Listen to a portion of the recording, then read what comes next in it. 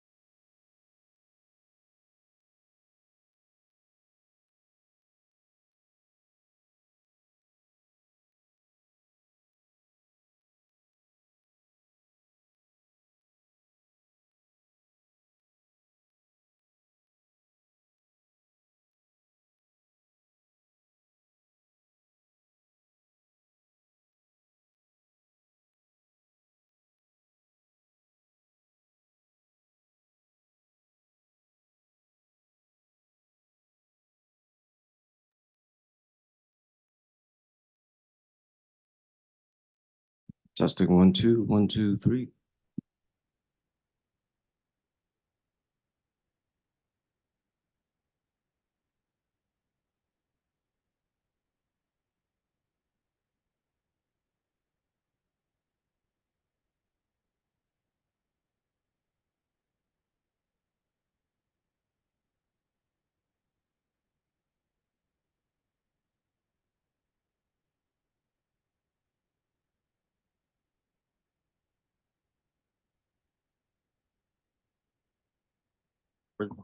The Pledge of Allegiance, and then remain standing for a moment of silence.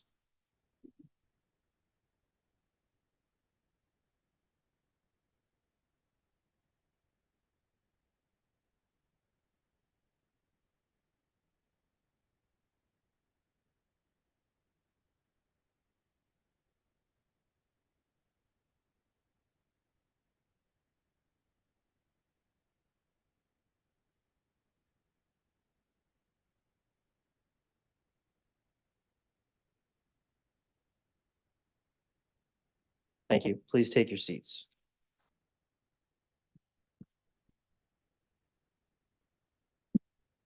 Hey, Mr. Knapp, would you please take a roll call of the advisory committee? Thank you, Mr. Chair. Good afternoon, committee members. Member Allen. Here. Member Coronado. Here. Member Cottrell. Present. Member Di Basilio. Member Oborn. Present. Chair Salazar. Present. Member Spry. Member Stalker. Present. Member Therio. Present. And Member Viramontes. Present. Thank you.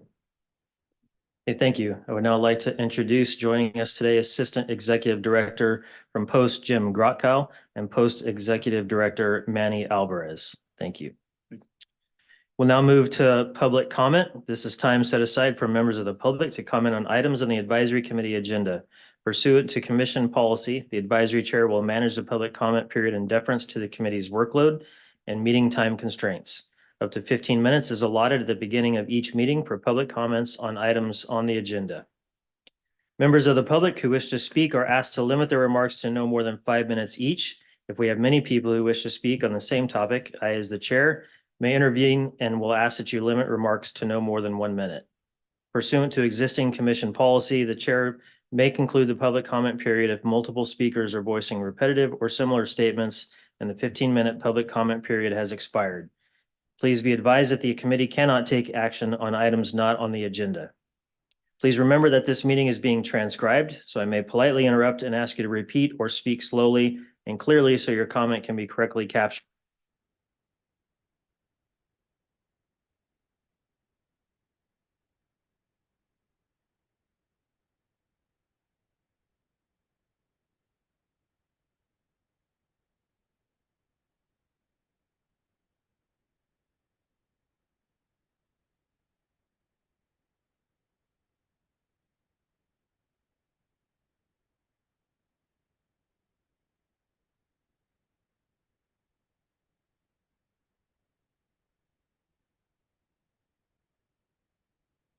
Second. Okay, all those in favor, say aye. Aye. Any opposed? Any abstentions? I'd like to abstain, sir. I was not here at the last meeting. And that's from Mr. Viramontes. Okay, the motion passes. And we will move on to announcements. I will now call upon Assistant Executive Director Jim Grotkow to provide the announcements. Thank you, Mr. Chair. We have two announcements today. The first one is I'd like to introduce newest advisory committee member, Lieutenant Brent Stalker, is with the California Association of Police Training Officers, known as CAPTO, and give him an opportunity to say a few words. Thank you. Pleasure to be here. It's an honor. I appreciate that. And hoping to say a little bit more. We've recently rebranded CAPTO to California Association of Peace Officers Training. I'm sorry, CAPTMA, CAPTMA. And so we have rebranded that, and I'm going to talk a little bit about that later on in the meeting, but appreciate being here and thank you. Thank you, sir. Our second announcement is recognizing one of our members who is going out, which is Walt Allen. Walt has represented CADA, the California Association of Academy Directors, and see if you want to say a few words as well. Yes, thank you. I've had a wonderful time serving on this fine committee and I want to thank the Post Commission and all of you for allowing me to be a part of this wonderful organization. And this year marks my 48th year in law enforcement. And I'm going to continue working in the academy environment. And I love the profession. And again, I appreciate the opportunity and the opportunity to serve with all of you. Thank you. Thank you, Mr. Allen. And again, thank you for your service on the advisory committee, and Lieutenant Stocker, welcome aboard. So, and that is all the announcements for now. Thank you. And yes, welcome to Lieutenant Stocker, and thank you again to Mr. Allen. We appreciate your insight. 48 years is a long time. And we appreciate your voice on this committee and what you've been able to provide. So thank you for your Thank you. service. Okay, we'll now move on to presentations, and we'll turn it over to Assistant Executive Director Jim Grotkow, who will announce the agenda items to be presented this afternoon. Thank you, Mr. Chair. The following items were requested for presentations. It'll be items B3, B5, B6, B7, and B8, and Basic Training Bureau items D1 and D2. Okay, thank you. We will start with item B3, a report on basic course presenter statistics, and the Bureau Chief Carrie Holler from the Basic Training Bureau will make that report.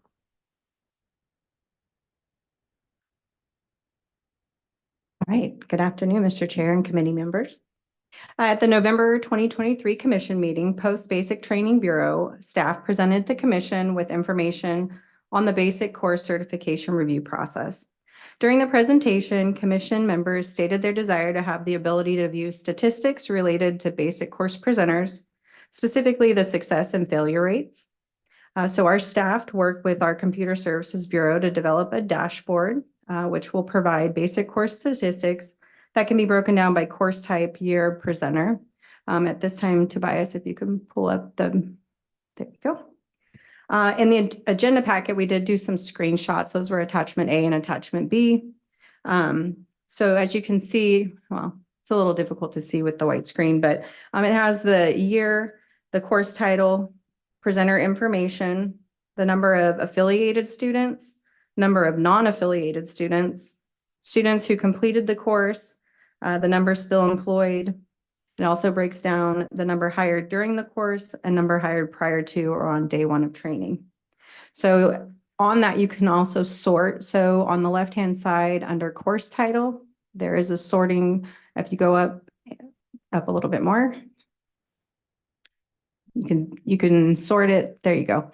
By the different basic courses. So the modular courses or the regular basic course, the extended or intensive, just depends on what you're looking for. Also up at the top there, you can sort by year. So if you want to look at the different years, you can sort by that. On the next tab, if you could go to the graph, Tobias, please. This will be a graph that demonstrates the number of affiliated versus non-affiliated students by the year.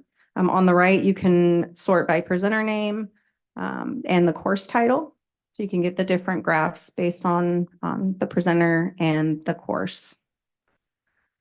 On the last tab, we just started coming up with some definitions. So if you want to go to the definitions tab, and that's really just try to create some helpful information for someone who is viewing the data, breaking down what each section would mean.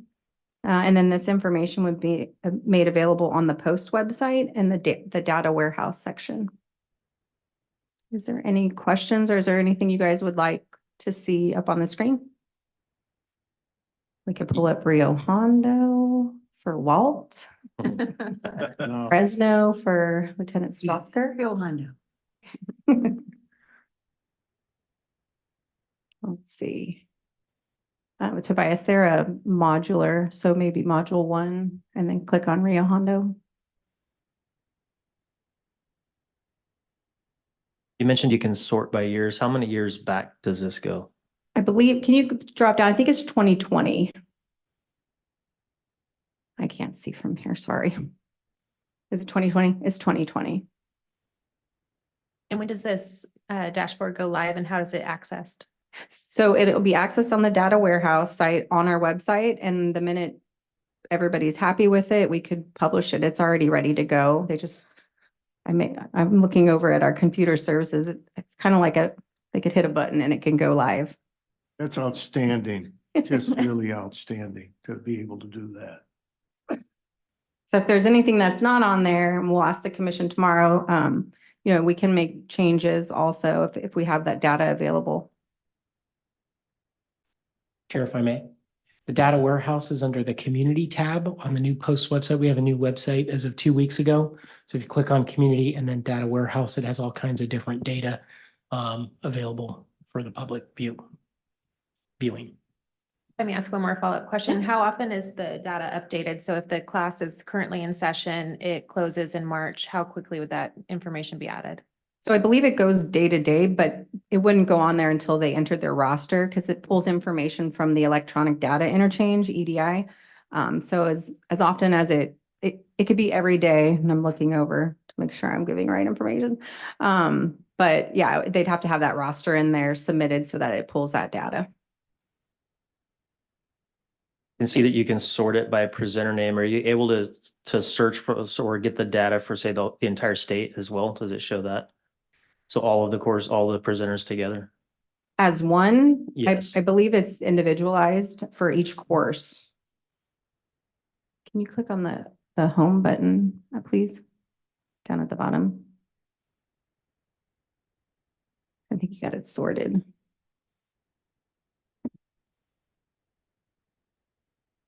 Yeah, so it won't show like overall, just basic course intensive. It's per presenter and per course. Because I had the opportunity to hear Manny speak last week, and you mentioned something about some data that had to do with officers remaining in law enforcement after. Is that part of this project as well, or? Correct. So I believe the number still employed. So if you run 2020 and you look at the number still employed, it'll show those that graduated and were hired in 2020 and that are still employed as of today. Today. Mhm. So it's essentially, it's live data. That Right. still employed number can change tomorrow should somebody resign that was hired in 2020. So it's the column to the far right, number still employed as of today.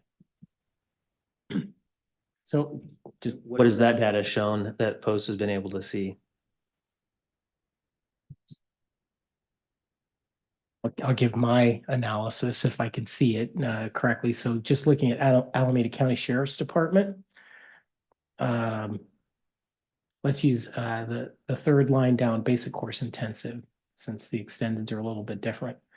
So in 2020, they had 49 students that started the academy, 44 were affiliated, 5 that were non-affiliated, 33 that completed the training, and as of today, of those 2020 graduates, 31 are still employed.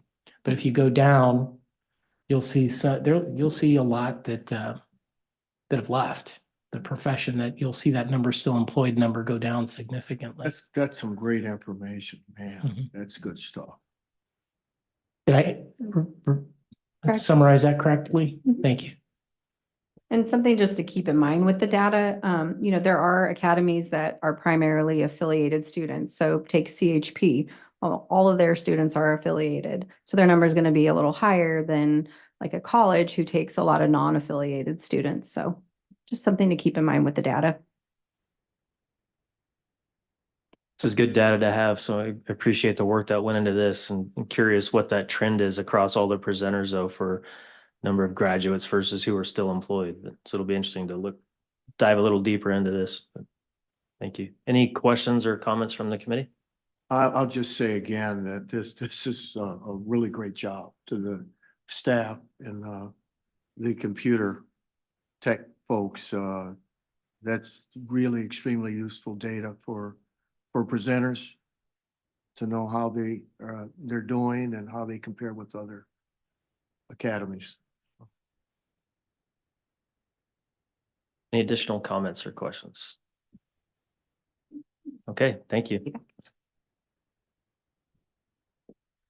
Okay, we'll move on to item number B5, a report on post-proposed regulatory actions and status. At this time, we'll call upon Staff Services Manager Caitlin Polis, Executive Office, to provide a report on post-proposed regulatory actions and status.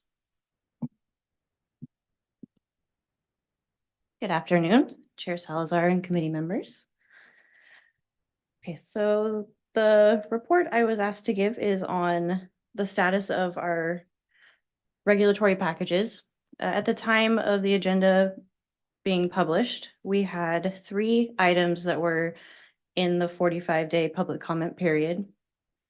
That was to make changes to Regulation 1205 for definitions related to serious misconduct, Regulation 1011 for public safety dispatchers certifications, Regulation 1210 for voluntary surrender.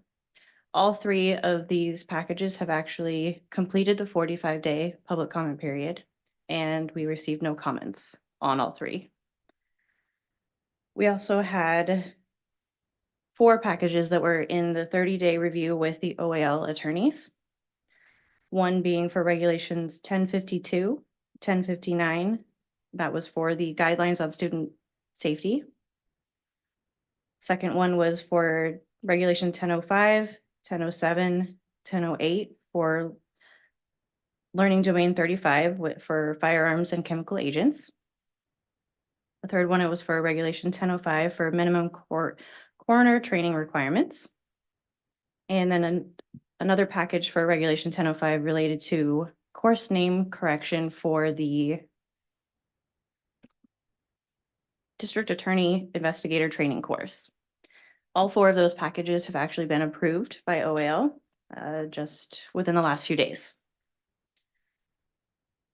And then since the last commission meeting in November, when I published the agenda item, there were 5 packages that had been approved by OAL. Are there any questions or comments? This was an item that was a request for presentation. Were there any questions or discussion? Comments? On regulation 1011 with the public safety dispatch certifications, can you just remind which that were related to? Certainly.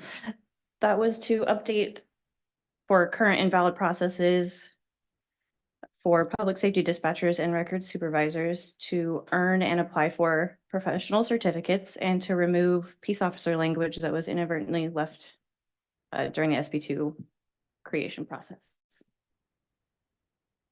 You're welcome. Okay, no additional questions? Thank you for the report. Move to item B6, which is a report on peace officer certification statistics. At this time, I call upon Bureau Chief Michelle Weiler, Certification Bureau, to provide a report on peace officer certification status. Good afternoon. After a year of providing statistics, we were doing it quarterly. We're now going to be providing these statistics as a year-to-date number. So the numbers I provide you here today, there'll be a running total when we see you again in June. So don't be surprised when the numbers start to grow instead of staying kind of normal. So our current statistics, we've approved 1,037 notices of appointment, and this was at the time the agenda was published. 784 proofs of eligibility have been issued. We've issued 624 basic certificates. My apologies, my voice has been a little scratchy.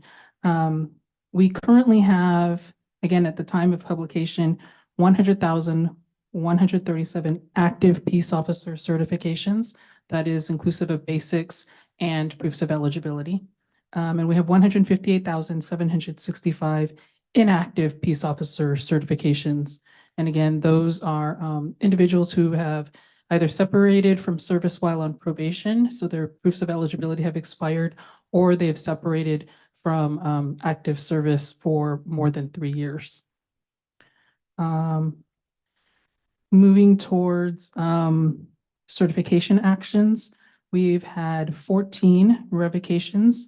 Those are based on the list of individuals who were approved for revocation at the November 30th, 2023 commission meeting. Excuse me, as well as default revocations for individuals who failed to respond to our notices of intent to revoke. We have issued this year 9 immediate temporary suspensions, again, as of the date of publication. We have determined 9 individuals to be disqualified based on Government Code 1029 felony convictions since January 2022, and we have accepted 6 voluntary surrenders. Again, those are all as of date of publication. We have had 1,245 affidavits of separation. Of those related to serious misconduct, 14 were for dishonesty, 2 were related to abuse of power, 4 were related to physical abuse, 1 for sexual assault, 1 for demonstrating bias, 3 for egregious repeated acts that violate the law, none for law enforcement gang participation, 3 for failure to cooperate with an investigation, and none for failure to intercede. And again, some of these numbers may be overlapping or duplicative of the number of individuals who are separating because they could be separated for multiple misconduct allegations. What you see up on the screen in the future, instead of me just reading off the numbers, we're going to present the information in more of a graphic form so that you can see visually what our numbers look like. And this will be presented to the commission tomorrow. Barring any requested changes, this will be pretty similar to what it looks like. And I will take any questions if there are any questions. Any questions from the committee? Hey, Chella Cottrell, I do have one question. For the subject that was under the demonstrating bias, was that before or after we changed the language that defined bias? So we haven't officially changed that language yet. In November, we proposed potential language that we would like the commission to take into consideration. It was not a formal proposed amendment at that time, so we will be presenting the same language tomorrow for a formal review and vote by the commission. So this would be before. I appreciate that being brought up by my colleague because that's an area of concern I've had for a while and an area of concern because for me personally, it appears to be, it could be a subject, very subjective area of concern. So there is going to be a language change. We're proposing one. I believe presentation was requested a little bit later this afternoon on that specific agenda item. So I can go into more detail later. Would you mind covering one more time on the inactive? What category does that fall under for inactive? Excuse me. So the inactives would be inclusive of those who have separated from peace officer employment for 3+ years. So that number is tied to the specific day that someone would separate, and then year 3+1, they would go inactive, as well as individuals who were issued a proof of eligibility but separated from employment either as an individual who was never eligible for a basic certificate, so potentially a jail deputy who never moved into the patrol deputy classification, as well as a patrol officer who was on probation, but for whatever reason was separated during probation prior to being issued a basic certificate. And I understand you're new. So just for your edification, that is because the proof of eligibility is tied specifically to one's active employment, because the way I've been describing it is it's like a driver's permit to be a peace officer because they're not yet eligible for that basic certificate, which is their full license to be a peace officer. So there's no way that, I don't want to say no way, but just disciplinary issues will not fall under the inactive category. But it should not. Any actions that we take against an individual's certification they will either maintain that active status pending the outcome of the investigation, unless it's gone on so long or it was reported after their separation and they hit that 3-year mark. If the executive director issues an immediate temporary suspension, that would change the status of their certification from active to temporary suspension.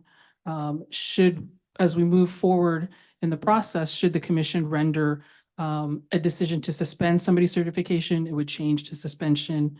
I don't have a snapshot of what the post profiles look like for each of these changes, but the status changes with every action that we take against somebody's license or certification. Manny, did you have a comment? Yes, thank you, Mr. Chair. There's a large number of inactive certificates in answer to your question.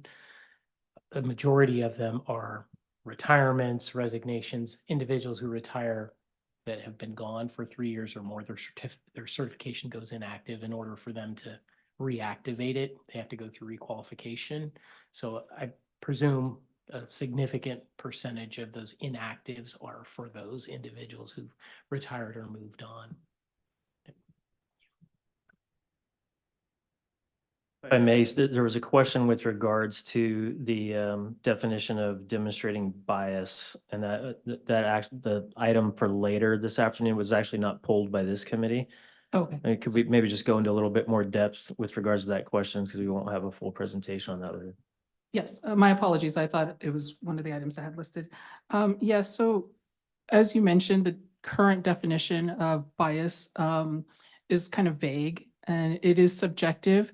So we are adding to the definition a sort of framework to how we are going to look at these allegations and take into consideration what is considered a demonstration of bias. And I'll just read for you what is in the agenda item. So the additional regulatory language will provide clarity to the regulated and general public as to how the division, the board, and the commission will investigate, evaluate, and establish findings regarding allegations of demonstrating bias. Accordingly, the amendment makes clear that words, actions, or conduct demonstrating prejudice, intolerance, contempt, or hatred towards a person because of their membership in a class of persons protected by Penal Code Section 13.510.8 B5 is impermissible when it would lead a reasonable person to conclude that the officer has not or will not fairly and impartially perform their law enforcement duties. So part of this original definition, there is a stipulation that their First Amendment rights are protected. And so that kind of bleeds into the vagueness of that definition. And we're hoping that by adding these specific parameters to that, it will be more clear as to what we consider an actual demonstration of bias as opposed to an officer's First Amendment rights. And we put the proposed language up on the board if you want to refer to it there, what Michelle just read.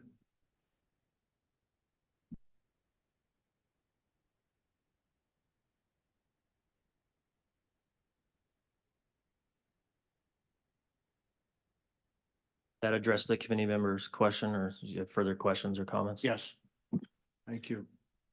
I did have a question with regards to the affidavits of separation, and I think we've mentioned this before. So under you have a list here of serious misconduct categories. So that's it basically comes up to 28 different counts of serious misconduct that are part of 1,245 total affidavits of separation. Is that correct? Correct. But we don't know how many of those 28 counts of serious misconduct, we don't know how many officers that represents. That was not factored into this, but I can look into working with our computer services team to factor that into future reports. Yeah, I think that would be helpful because we do recognize, there may be one officer that represents 5 counts on here, but I think it would be helpful to know the number of officers that represents when you put it in the larger scope. So that's information I think we would find helpful. And then of the 1,245 affidavits of separation, some of those are, I mean, really very few of those are related to serious misconduct at this point. Other affidavits of separation would be maybe someone not passing probation or termination for some other reason, or just resigned. Correct. And do we have some sort of a breakdown of what the remainder of those look, so we have a better kind of idea of what 1,245 affidavits of separation represent? We do not at this time. I can look into whether or not we can break that down as well. I also want to note that some of the affidavits of separation numbers will bleed into new appointments, which we don't necessarily have accounted for here, because you would have to separate from your current agency in order to be reappointed at a new agency, regardless of whether you are moving to another agency or not. You are required to submit an affidavit of separation or your agency is required to submit that. So there could be some bleed over there as well. I can look into how we can distinguish that number. And I recognize sorting some of the data might be a little complex because you do have a number of different dynamics that play into that. And just depending on who sees the graphic, trying to really have a good narrative for what that means and for helping people understand. You know, because if it's presented here, it's 1,245 affidavits of separation, and then it has a serious misconduct, which really represents a pretty small piece of that, which is a good thing, I hope. But I think, you know, for someone that is just looking at this and trying to understand what that means, having some sort of sense of what other separation could be, even if it just kind of denotes what that might indicate, because some of it could be very, some of it might not just matter, it might just be people resigned or didn't pass probation, so it has nothing to do with misconduct. I just hate for the data to be misinterpreted differently. Yeah, and we have codes for retirements and resignations, so we can probably pull those numbers based off of those codes. It might be a little more difficult to figure out who's leaving one agency and moving to another, but it'll give us a general idea. Thank you. Any other questions, comments, concerns from the committee? Okay, thank you. All right, we will now move to item B7, and at this time I will call upon Bureau Chief Brian South from the Professional Conduct Central Bureau to provide a report on the Senate Bill 2 update.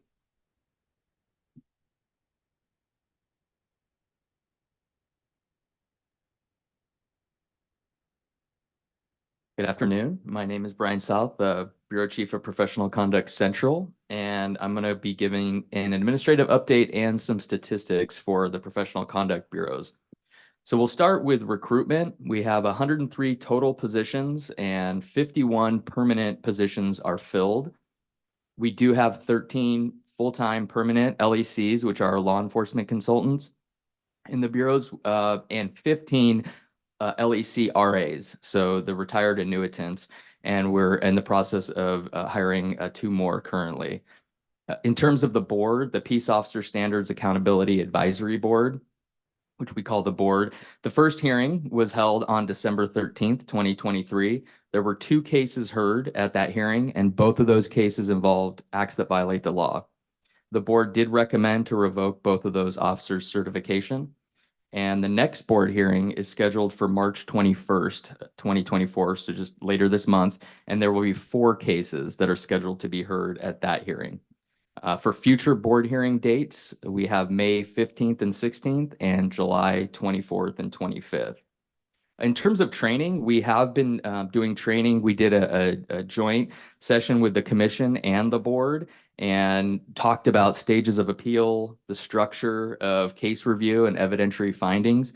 We also did training for our staff within POSAD, and that was in-person training that was for specialized regulatory investigations training, and that was on February 20th and 21st, and was quite well received. In terms of the decertification proceedings, 2 cases from the December board recommendations are going to be before the commission tomorrow. So those cases that were heard at the last board hearing are going to be now moving to the commission tomorrow. In mid-January 2024, we sent out 6 notices of intent to revoke. Of those, 4 resulted in appeals. I want to talk a little bit about some internal process improvements that we've been working on. We have now been starting to send a notice of investigation letter to subject officers that we have a sustained finding and we're doing an evaluation of their case. We are starting to send a notice to them so they're aware of that. What we have seen out of that, it creates a communication with the subject officer, which we thought was important. But what we've seen out of that is an uptick in voluntary surrenders. So just to give a little statistics around that, since January 1st, 2024, we've received 10 voluntary surrenders. That's more than we received all of last year. So that can happen for a variety of reasons. There's a multitude of reasons that an officer may decide to surrender their certificate. What we're finding is sometimes they've decided to leave the career of law enforcement, or maybe they've moved out of state. One of the things that's important to note with this is it's resulted in increased efficiency, because if these officers have left the profession and surrender their certificate, our involvement is closed.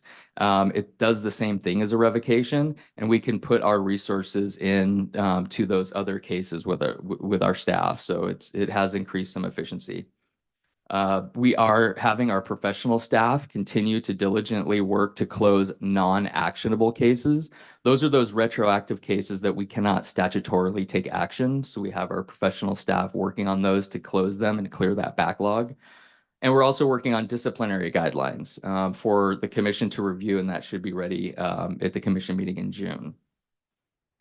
So at this time, I want to show a video. They post video on certification, which is sort of an explanation of the development, the implementation, and the process for this overall peace officer decertification. And as you'll see in this video, which we're going to show at the commission and we're also going to show right now, the interviewees that were involved in the video included line level, included peace officers, including academy directors, agency heads, internal affairs staff, and then also our POSAD staff. So now that it's complete, we're happy to show this. Staff did a lot of work, and through the Learning Technologies Resources Bureau, working with our POSAD staff, I think we have a good product, so we would love to show it to you now.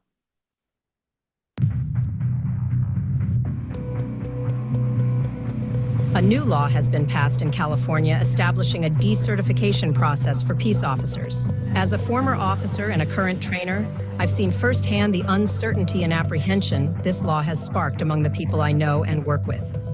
Regardless of how well you try to handle a call, there are times where complaints come through. That is unnerving when you're out working. You're like, okay, I'm not gonna go out and look for things or pull over cars just in case, like, what if we make a mistake? Because we're human at the end of the day. And then we're gonna be held not only through IA, we have to worry about post-clearing us as well. In this series, we will unravel the complexities and real-world implications through discussions with stakeholders looking at it from multiple viewpoints. We are now no longer passengers in this journey. We now must take more of an active role. We had some of the same concerns when we first started using body-worn cameras. Most of the time, the camera has supported the actions of the officers. And so if they're aware of what those areas of misconduct are, they don't really have anything to worry about. Process is there for a reason. It's there to ensure that your rights are protected. And if you're doing everything right, you're going to come out on top. In a conversation with officers from across the state alongside post staff, members of law enforcement voice their concerns and search for answers from those who know. There's questions as to what's going to qualify as serious misconduct. And I mean, can that change from reviewer to reviewer? I've never seen like a hard definition as to what they're looking for. That could cause a lot of stress and anxiety. Is there a definition of serious misconduct? There is a definition of serious misconduct. Part of post responsibility, actually the post commission's responsibility, is to adopt a definition of serious misconduct. We drill into the details through one-on-one interviews with post experts who are working these cases. Passing SB 2 was another piece that personally now affects them. And I think that they all need to know what steps and what processes Post is taking when we look at cases that are submitted. I think it's important for them to know that. We're taking the case as it is, and we look at the underlying behavior, and we are stridently neutral. It helps the communities to have some voice into the process. I think it's one of the strengths that gives Post its ability to be trusted in moving these cases forward. Engaging directly with Post executives and board members, we hear their perspective on how they think this legislation came about and what they have done to prepare for the impact this has on both law enforcement and the community. Your hairstylist can lose their license, a doctor, a lawyer. When it finally dawned on somebody that there was no way to decertify peace officer, that was kind of mind-blowing. I think that's what the community is looking at, is that they're being held to the same standards. They don't want to see them being able to lose their job here, but then be hired at another agency. It's about integrity. It's integrity in the profession and integrity in the process. Trust in the fact that we understand we're dealing with individual lives and livelihood. The changes in certification and decertification have illuminated more than just a procedural shift. This journey is not just about a new law, it's about re-examining our commitment to the community, law enforcement, and each other. Watch this Post on Scene investigative series now.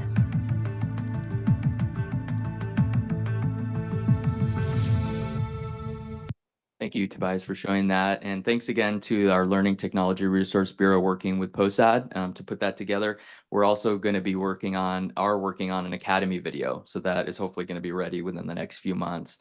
Before I move on, I wanted to go back. I mentioned voluntary surrender. So I wanted to also provide a little bit more detail about how that shows up on the website. So when we send a notice of investigation, for example, or for any reason, the officer decides to surrender their certificate early on in that process during that initial investigative phase, that goes on the website, but it will say voluntary surrender.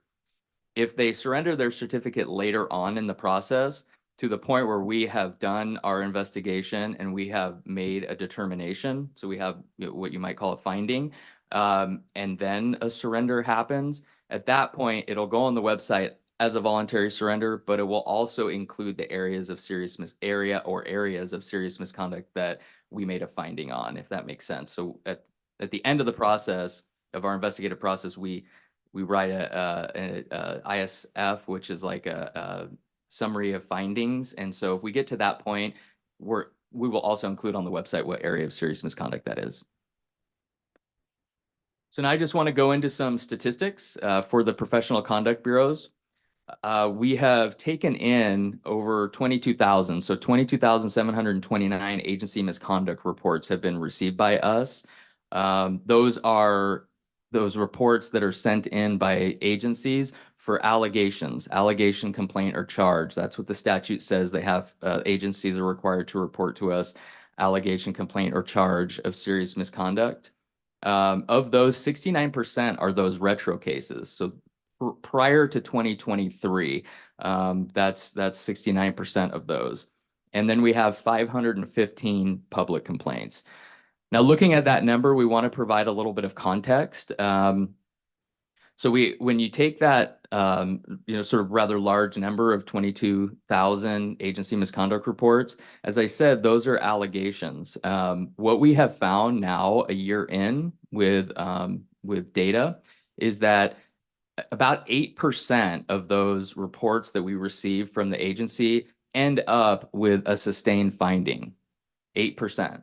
So we will do and continue to do an independent review of all of these reports we receive. So we will be looking at those reports, we'll be pulling information and ensuring that there in fact is no serious misconduct. But out of all of those allegations, what we're finding is 8% end up with an agency finding of sustained.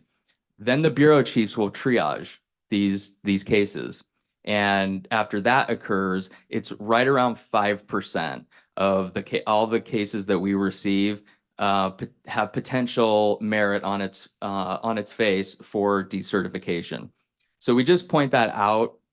When you look at that overall number of agency misconduct reports that we're receiving, The likely decertification cases, the most likely cases, it's going to be around 5% of those. And that's sort of what we found. We thought that was important to point out. We also are continuing to triage for prioritization as these reports come in to our intake bureaus.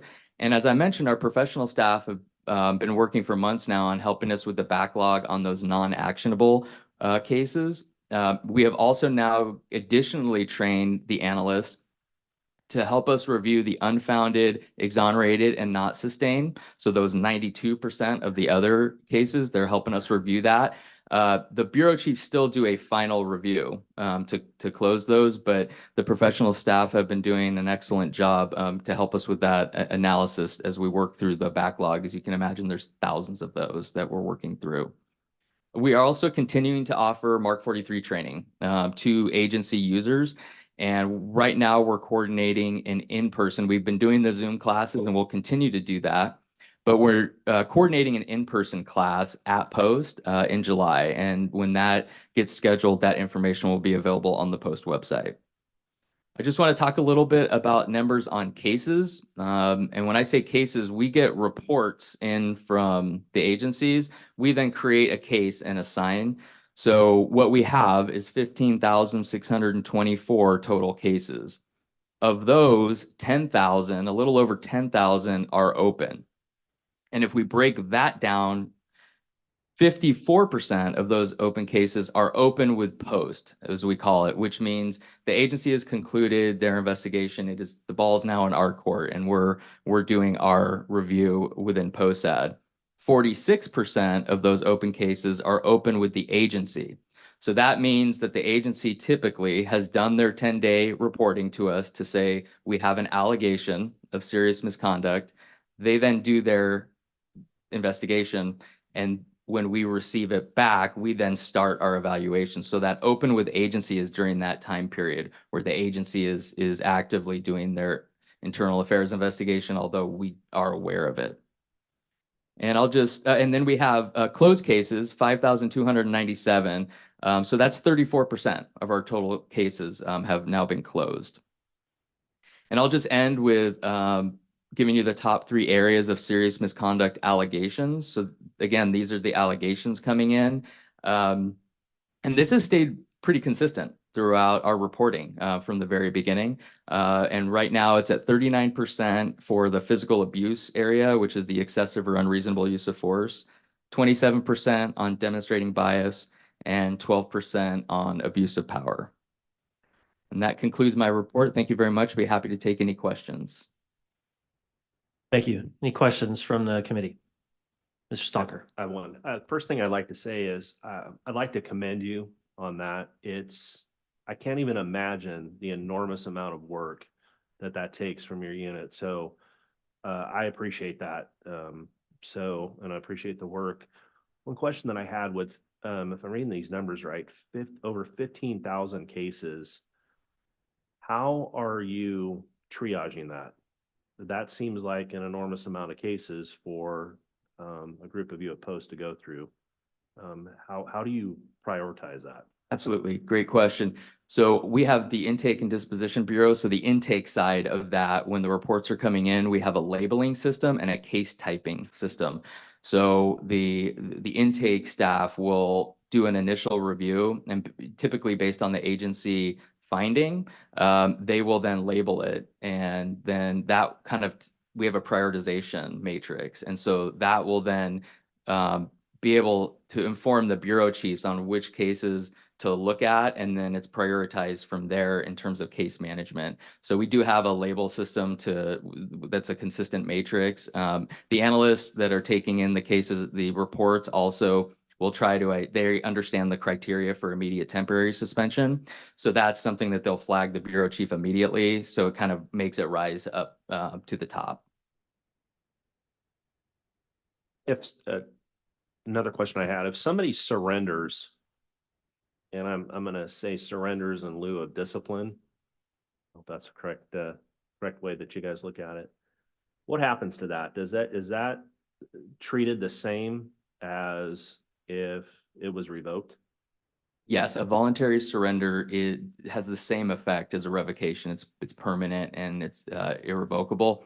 What I will say though is we never maybe know the exact reason that an officer voluntarily surrenders, and it doesn't actually have to be in relation to an investigation or a licensing investigation that we're doing. An officer could surrender their certificate for any reason at any time. So I'm a little careful to tie those two together. If they surrendered it, what would it take to get it back? It's permanent. Okay, Yeah, thank you. thank you. If I may ask a follow-up question, as part of your intake matrix, is the type of serious misconduct included in that matrix? We at first, yeah, we did typically look at that. For the labeling, the sustained cases are tending to, for us, rising, and it's 8% of them. So those are a little bit more manageable, when we're looking at those. And then out of those, as I mentioned, the ITS, if it involves an act that violates the law where there was a felony arrest or an arrest for a 1029 misdemeanor, for example, those type of criteria, those are going to raise it in our prioritization. I think that because we're prioritizing certain types of serious misconduct in that intake matrix, that may account for the type of consistency we're seeing with the physical abuse, demonstrating bias, and abuse of power rising to the top consistently? Or do you think that that's not playing into that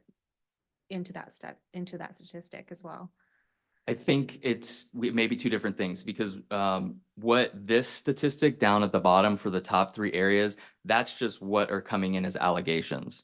So that's not on the back end of what our finding has necessarily been. So with those, 39% of all the allegations we receive are excessive force, physical abuse. Our prioritization in terms of handling them, we're going to look at all of them, but in terms of our resource allocation, particularly with the law enforcement consultants we have, is kind of focusing on the sustained cases. The questions? Mr. Chair, if I may, Brian, I don't know if you have the prioritization schedule in front of you, but I have it here. Oh, please. Do you have it? I don't. Okay, since there are some questions on the prioritization, if I may. Please. With all due respect, Chair. So the priority 1, and I'll read you the criteria that we've established for priority 1s, which are the highest priority. Currently or formerly employed as a peace officer with a sustained allegation of dishonesty, sexual assault, or deadly force which resulted in serious bodily injury or death. Someone who's been criminally convicted of a felony offense, if they have criminal charges pending, if it's a politically sensitive or media case, if it's an immediate threat of physical harm, if there are multiple allegations against the peace officer. That's priority 1. Okay, priority 2 is currently employed as a peace officer and there is a sustained allegation of serious misconduct other than those listed in priority 1. So the other definitions. Priority 3 is currently or formerly employed as a peace officer and there are no sustained allegations of those listed in priority 1. Priority 4, non-actionable retro cases completed prior to January 1st, 2022, or for reportable allegations other than those listed in priority 1. I believe that's it. Yeah, so that's how the intake bureau prioritizes them for the investigative bureaus. Got a couple questions. Juan Montes. You mentioned the letter that gets mailed out. Who does it get mailed out to the agency or to the individual? To the subject officer. Okay. So you have everybody's address. It's not like it's going to the agency first and then it's going over to the individual, correct? We do, we send it to the subject officer. There's the address of record, so we check to see what the address of record is. We also have access to LexisNexis to try to locate a good address to make sure it gets connected to the officer. The other thing is sometimes that officer has separated potentially, especially with some of these retroactive cases. So we are checking the address of record and we're encouraging the officers to go on our website and tell us what their address of record they want it to be. Otherwise, it will default to the agency. Obviously, it comes back to the same thing, it just, most of these guys probably know that they're going to get decertified and obviously they can be hiding from one place to another. So they won't get served in a sense. The other thing that I wanted to bring up was also Post, when you receive these cases, these allegations, is there a statute of limitation? The statute gives us 3 years 3 to, years. to finish and make a determination, yes. Okay, is that after the department itself has a finding or when post? When we receive the Okay. finding, yes. And just one more thing, when you mentioned cases and the total amount of cases, if a person has 4 or 5 allegations, is that considered one case or is it considered 4 or 5?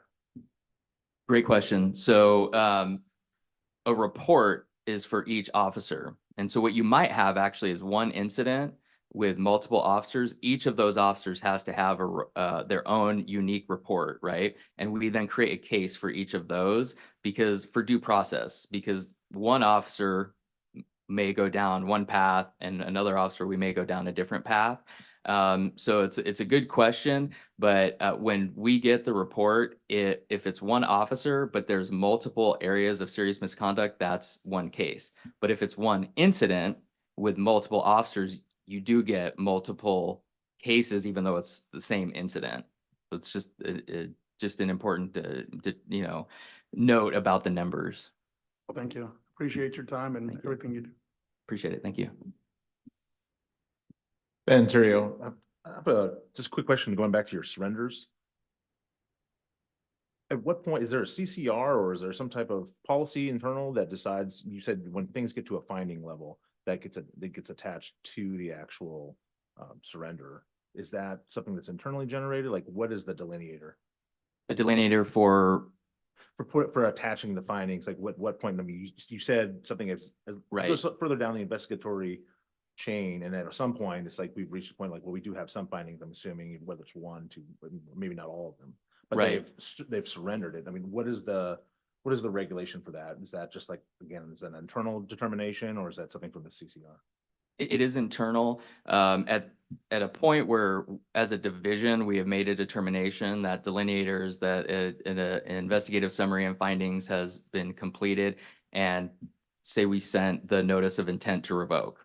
And then if the officer then responds to that with a voluntary surrender, we have, as a division, made our finding. We've documented those findings, right? And so that would be the delineator, which is different than the notice of investigation.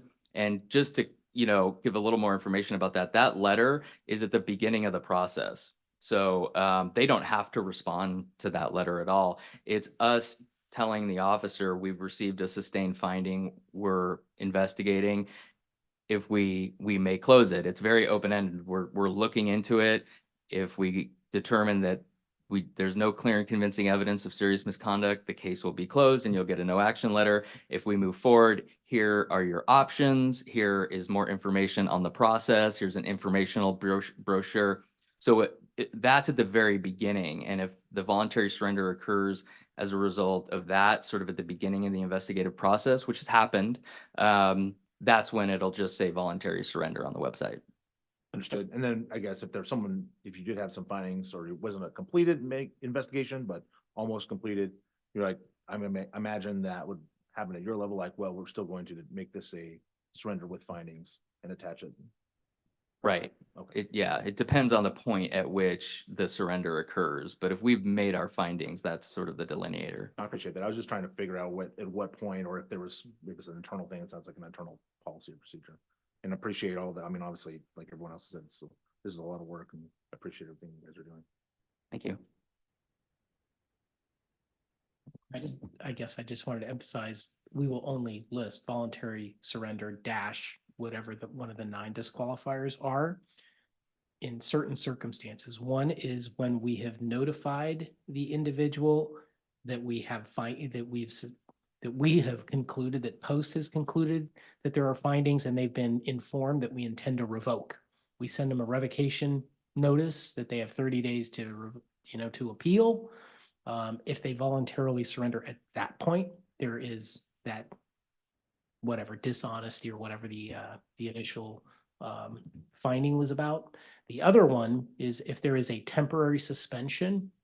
Let's say that an individual has hypothetically resigned in lieu of an investigation and we have issued a temporary suspension. It'll show on our website as immediate temporary suspension, resigned in lieu of.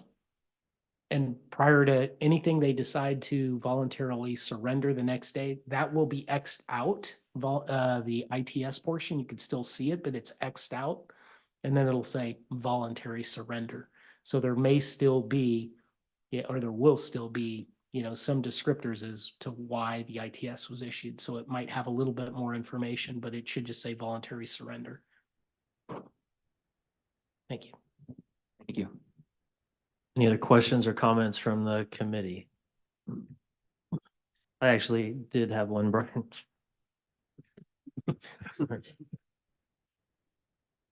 So I'm just curious, the top 3 areas of serious misconduct allegations you covered, do we have a sense so approximately 8% of cases result in sustained findings from the agency. And then after post triage, if I'm understanding this right, it's around 5% appear to have some actionable merit. Do we know of that 5%? Do we have any idea of the top categories of serious misconduct? Not off the top. We can definitely look in and dig into those stats. Yeah, I'd be curious on that, but I appreciate the context that this report gives. And I mean, I think the video is going to be a good thing, because even from the questions from that, I'm sure this has been a heavy lift for Post, and you've been working on it for a while. It's going to take a while, I think, for all of it to permeate through law enforcement as we kind of wrap our heads around how this plays out. But we appreciate the work that Post has been doing on this, and good job. So thank you. That was my only question. Thank you very much.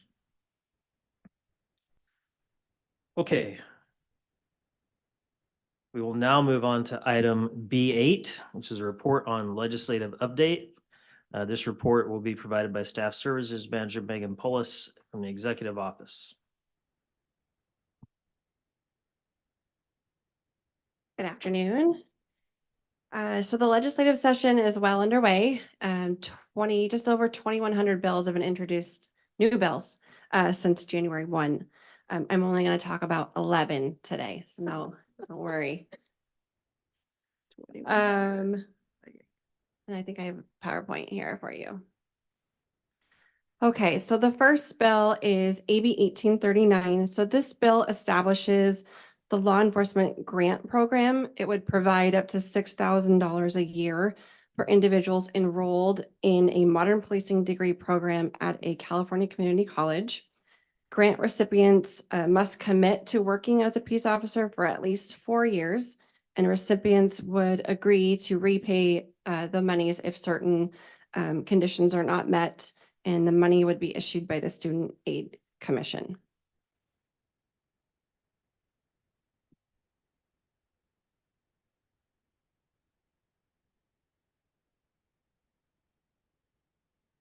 The next bill is AB 2042. This is the first of 2 bills involving police canines.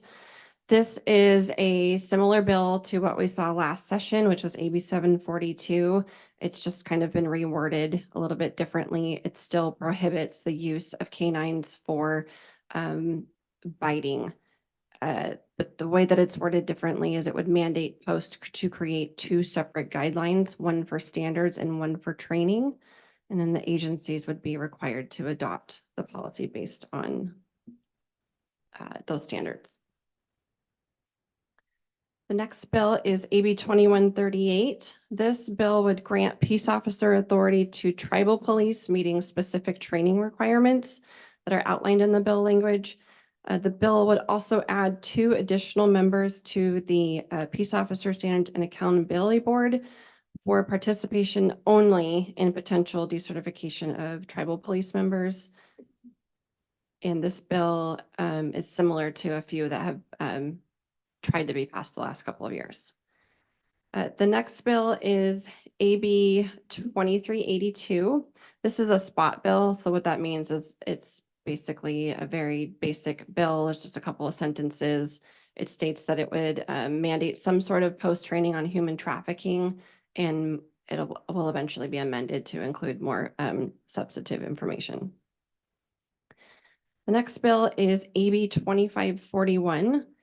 This bill would require Post to develop guidelines addressing wandering associated with Alzheimer's disease, autism, and dementia. This bill language includes the minimum content such as protocols for deploying agency resources, developing community awareness and coordination and communication protocols between agencies, amongst others.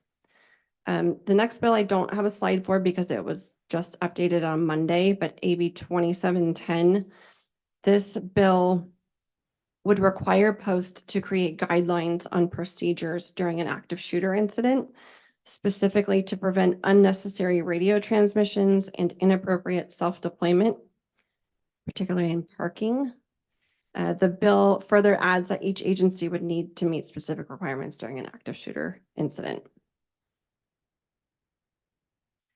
AB 2923, this bill would require a form that is used to receive public complaints also include a provision if the complaint includes an allegation of racial or identity profiling and a space to describe the allegation. And this would apply to both written and verbal complaints. AB 3021, this bill requires specific information to be stated prior to interviewing a family member of a person who has been killed or seriously injured by a peace officer. The information to be stated is for the officer to clearly identify themselves, show identification, and state specific information as outlined in the bill language. And this applies to not only peace officers, but prosecuting attorneys or an investigator for the prosecution, and it applies regardless of the interview location. AB 3038, this bill would require a school district to hire or contract with at least one armed SRO to be present at each school in the district. I only have two more. AB 3241, this is the second of the two police canine bills. This bill concept was drafted by the law enforcement associations. The bill largely resembles the use of force standards that we currently use and establishes a use of force definition for canine use, requires Post to create guidelines with specific items to be included, and requires all canine programs to train with Post certified training. And the last bill I want to speak about today is SB 1020. This bill requires each law enforcement agency and academy to prohibit the use of ethnic shooting targets. The bill defines ethnic shooting target as any physical range target that depicts a human form or part of a human form that includes skin colors or facial features from which a person might reasonably discern a race or ethnicity of the person depicted. An ethnic shooting target does not include a silhouette target or a human form target with a non-human skin color such as green or blue that does not have facial features. The bill also further defines training to include not only the academy, but any in-service training to peace officers that involves live firearms training. So please don't panic. We're just beginning. There's a long road ahead of us until the end of August. All of these bills will be amended, changed, you name it. It's going to happen between now and the end of August. But I'm happy to answer any questions. Question, Kathy Oborn. The one that's asking, that mentions about police complaints, does that cross over with or intersect with SB 2? It's complaints from the public the way that it reads. So I would assume that since we are required to take public complaints, that it would apply to us as well. I have a question. I'm sure you probably get asked this a lot. These, as you're going through these, some of these greatly affect law enforcement. And that's a concern of mine. And my question to you is, who speaks to, or I guess, for Post on this legislation? I'm hoping that we have peace officers that are talking about concerns or at least trying to pass it on for some of these bills, again, that can greatly affect law enforcement.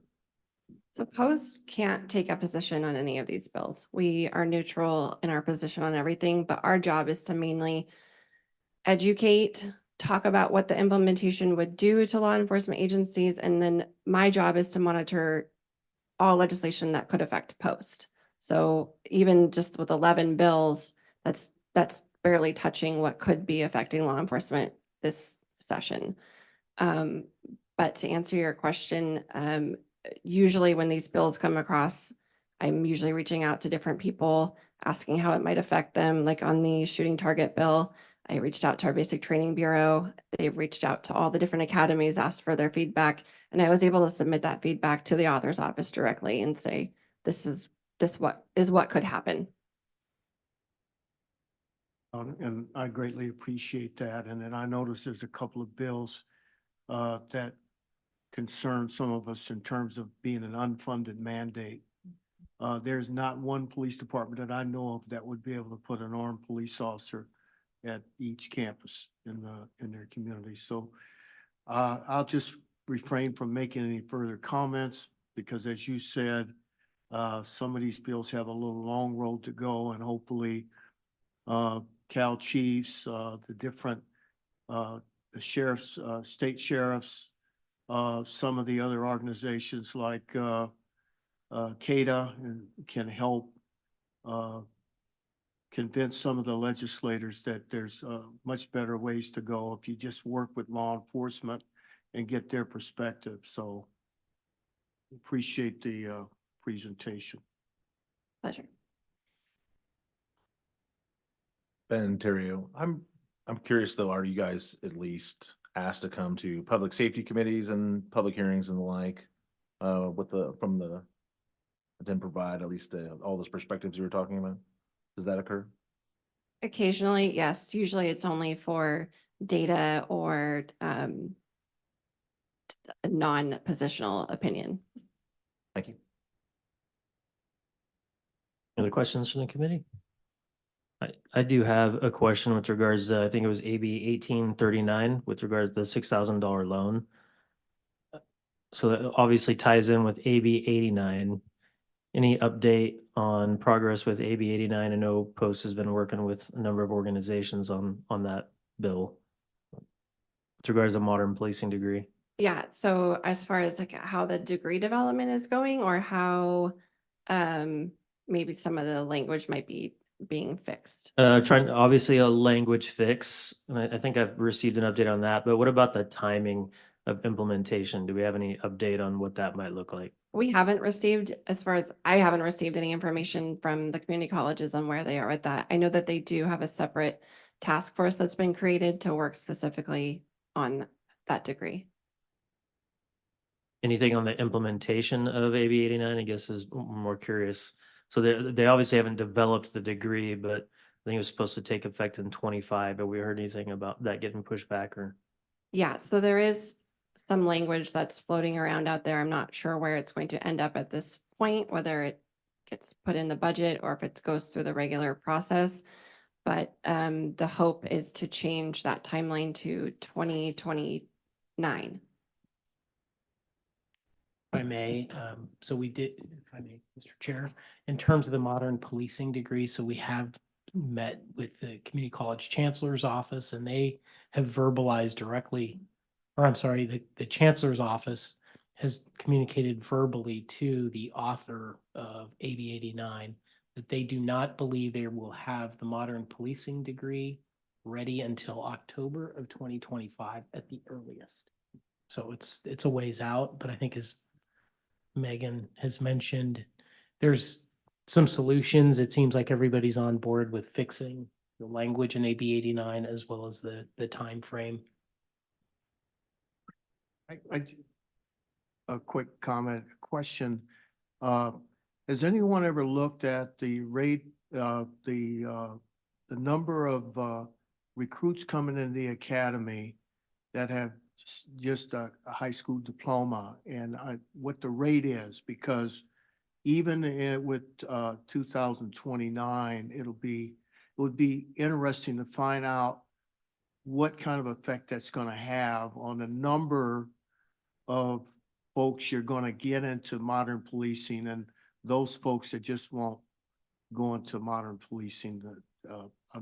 I'm just curious. I think it probably would be useful somehow to look at the number of high school students we have coming into academies and kind of projecting what we're looking at from a recruitment standpoint, getting kind of a prediction model of how many folks we're going to have that are going to be eligible to come into the profession. If I could just respond, Kathy O'Born, remember, you have to be 20 and a half to be in an academy. You get out of high school at 17 or 18. So. So if I may, Mr. Chair and Megan, please correct me if I'm wrong. We do not collect data as to their higher education coming into the profession. So right now it's a high school diploma or GED, and that's what we audit for. So we know every peace officer has at least that. If they have a bachelor's degree or a master's or a PhD, we don't know. However, as we've mentioned it previously to the legislature, the data that we do collect is when they apply for advanced certificates. So if they apply for an intermediate or an advanced certificate, that there are certain education requirements that are attached to those as well as experience. So we have data on that. And what we did present to the author's office when AB 89 was going through, and Megan, correct me if I'm wrong, that it was about 66% of those individuals that were seeking that had an intermediate or an advanced degree or an intermediate or advanced certificate had a bachelor's degree or higher. But again, that could be that they got it after they were appointed as a peace officer. It could have been Right. before, we don't know. And if they don't, if they don't include if they have a master's degree in order to get their intermediate, they tell us they have their bachelor's, then we issue it based on the bachelor's degree. We have no record of the master's. So it's very difficult for us to know what. You know where I'm going with Yeah. this. I'm just concerned about the fact that we're gonna have a problem getting recruits in, getting police officers into the profession. We're That's already all I'm having saying. problems. Big time. More serious problem. Okay, any additional questions or comments? Thank you for those. Okay, thank you, Meg. Okay, we have two more presentations to do, but we're at about the point where we should give our court reporter a break. So we'll take about a 10-minute break and reconvene at 15:31 or so. Thank you.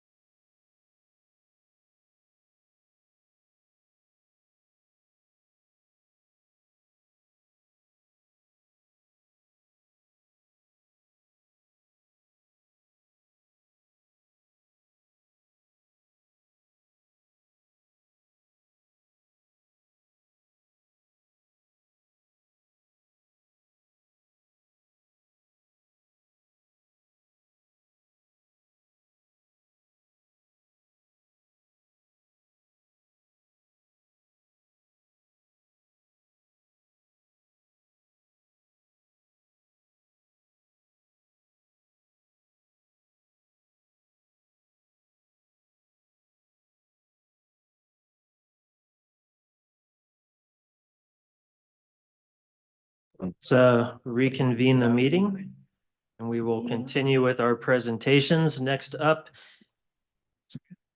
Oh, sorry. You guys ready?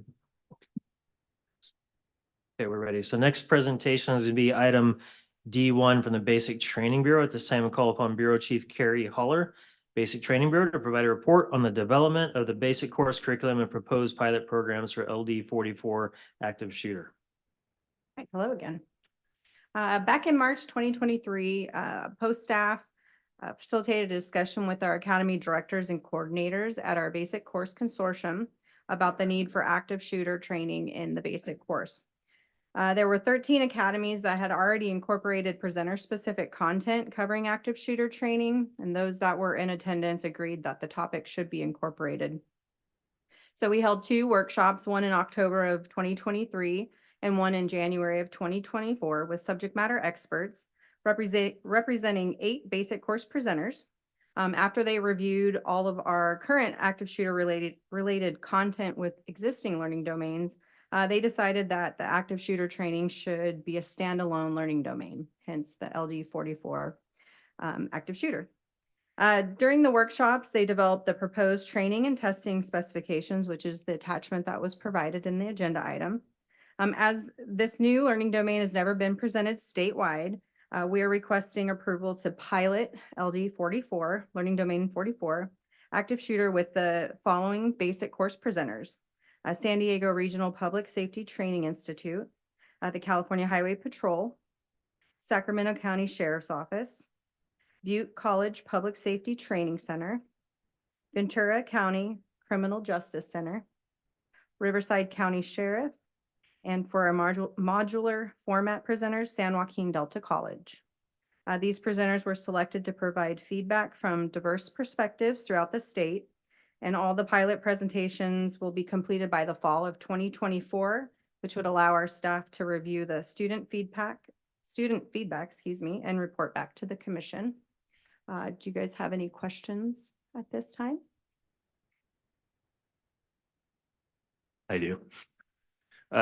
Again, this is extremely important. So, to me, this is probably the one call where you're going to see multiple jurisdictions responding.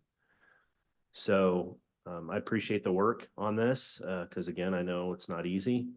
One question I had is how are we going to regulate basically consistency if we've got multiple academies, you know, that are going to be doing this? How are we going to regulate the consistency on this? So the consistency will come through the training and testing specifications. So everybody will have to teach off of that. If their presenters can choose to add additional content that would be reviewed by us, that wouldn't be required, but all the required instruction would be in that regulated training and testing specification. Other Additional questions?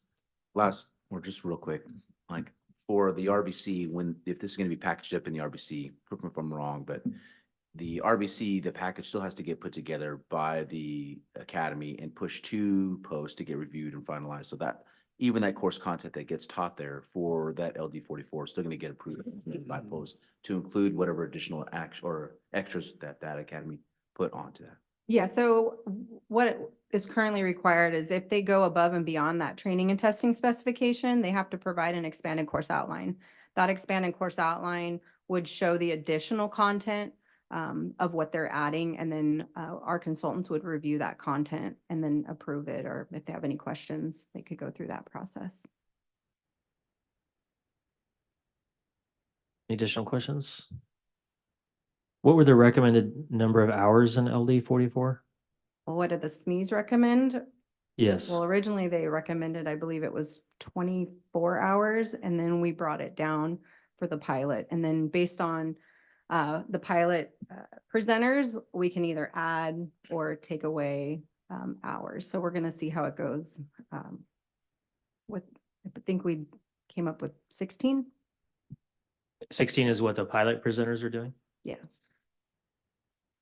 And would this be an additional 16 hours added to the academy course, or is it replacing some adjustment somewhere else in the number of hours? It would be in addition. in addition? Yeah, so instead of it being the 664, we would be adding those hours. You have any additional questions? Stalker? Who is going to be selected to train or teach this course at the different academies? Do we have specific instructors in mind for this? We didn't, so there was a discussion at the workshop on if we should make it like a 1070 specialized instructor. At this time, we did not implement that, so it would be on the presenter to choose the appropriate personnel and instructors. And I would say that all the academies have tactics instructors, tactical instructors. And at our academy, that's who, we've been doing it already, but those are the folks we do that provide the instruction for our personnel. Yeah, I would absolutely think that that's a necessity on this, to have at least some tactical experience to teach this. Any additional questions? Okay, thank you. Stuck with me again. I think you're staying. Yeah. Next item is item D2. At this time, we'll call upon Bureau Chief Carrie Holler again to provide a report on changes to Commission Regulations 1001 and 1059. All right, Megan. So in these changes, I'm going to break it down into 4 different parts. So with these changes, it would first add the PC 832 coordinator requirement, which includes defining the position. This addition will require presenters of those courses to designate a coordinator with sworn law enforcement experience. Currently, there are civilians that can occupy this for those PC 832 courses. This would basically ensure that those have the relevant and necessary experience to provide, if needed, remedial training. Because a lot of times it's civilian staff with no law enforcement experience providing remedial training to students. So that's the first one. The second one is going to restrict those who have had their peace officer certification suspended, revoked, or voluntarily surrendered from serving in various basic course related positions. So this is to bring in line Commission Regulation 1059 with 1052.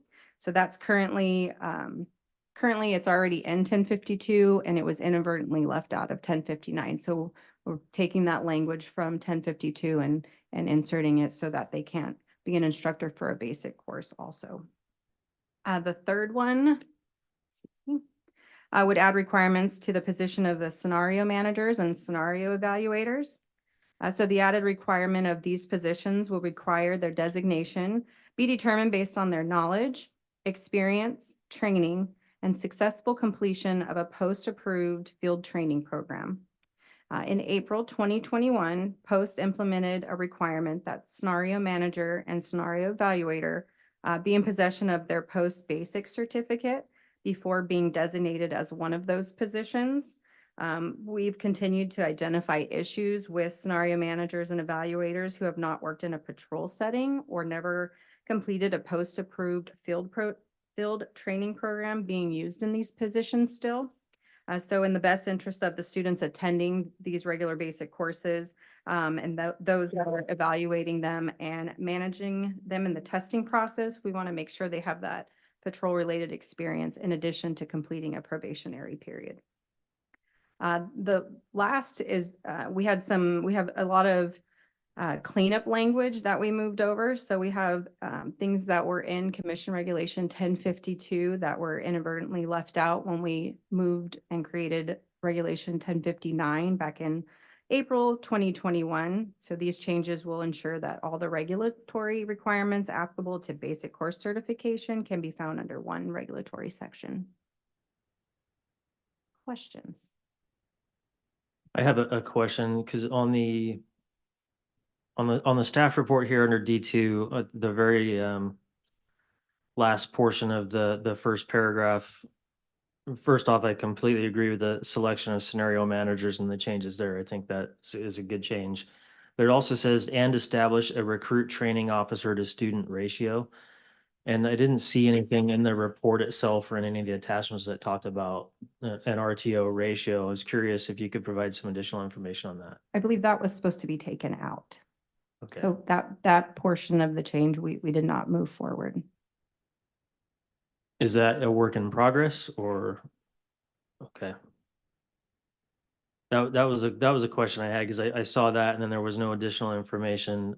I did hear from our local academy director on that particular item who, and I think there probably should be a student ratio, but what that is established that could provide challenges potentially for some academies. So obviously Yeah. a we lot of thought received- going into that. Yeah, we received that feedback, so we pulled that off the item to have further discussions. Heather, I have one more, sorry. Just to go off of what my colleague was just saying, the other question I had is, do we anticipate any other unintended consequences of these actions? Because while I do believe these are the right choices to make, and I see the reasons for them and I support them, do we think that by narrowing the group of individuals who can teach these classes, we may run into some issues with staffing and not having enough classes available for folks that are trying to go through these training classes? I don't believe so. No, I guess my answer is just no, I don't believe it would cause any problem. Any other questions, comments? Okay, thank you.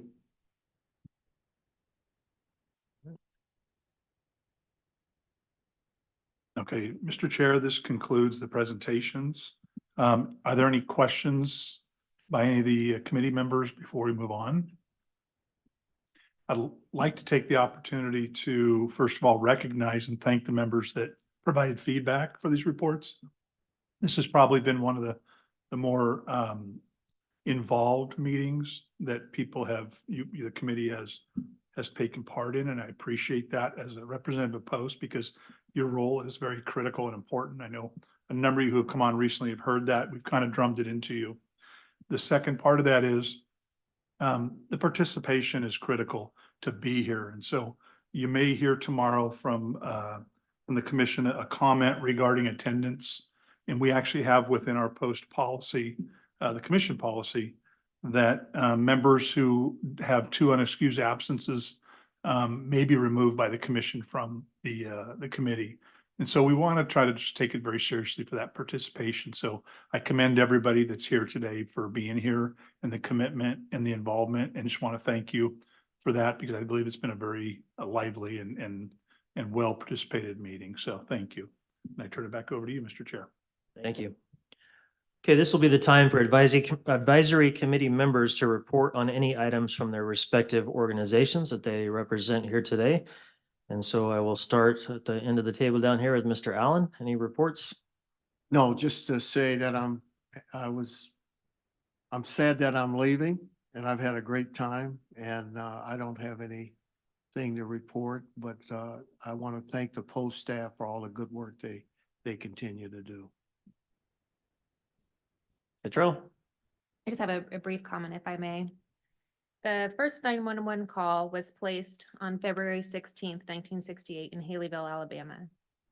In the last 56 years, the expectations on the type of response that law enforcement and public safety dispatchers can provide has evolved the dispatch work group into people who incorporate emerging technologies, are on the front line of major events, and who serve as an early warning system for responders in the field. National Telecommunications Week is being recognized April 14th through the 20th this year. Initiated in 1981 by Patricia Anderson of the Contra Costa County Sheriff's Office, this week is intended to honor public safety dispatchers for their commitment, service, and sacrifice. This year during National Telecommunications Week, in addition to how we normally celebrate the dispatchers themselves, we as leaders can also ask how we can improve their careers moving forward. Additionally, wanted to recognize the support that Post and the Commission has provided in the form of recent training updates, access to an enhanced online learning portal, and consideration when building programming. Thank you for your time. Thank you very much. I agree. Our dispatchers are some of our unsung heroes and we appreciate the work that they do. And yes, looking forward to recognizing them. Mr. Coronado. Sir, I agree with you 100%.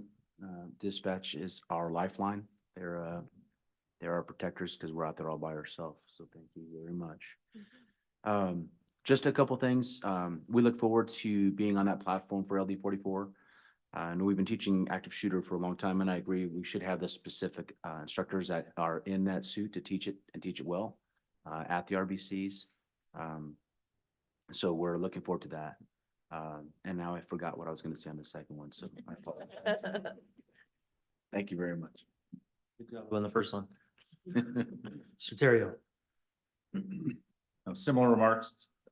It's a long time due for LD 44. And I'm looking forward to that expanding and becoming the standard. Beyond that, also looking forward to working forward with stakeholders on some of these bills and others, ensuring that the best things move forward for the profession. And that's it. Mr. Stocker. I just want to take a quick second. Talk a little bit about California Police Training Managers Association. So a lot of people out there probably remember CAPTO. And so we have since switched to that same concept, just a different name. And just a couple things that I wanted to talk about on that is we are real big into getting people's opinions in departments, especially small departments.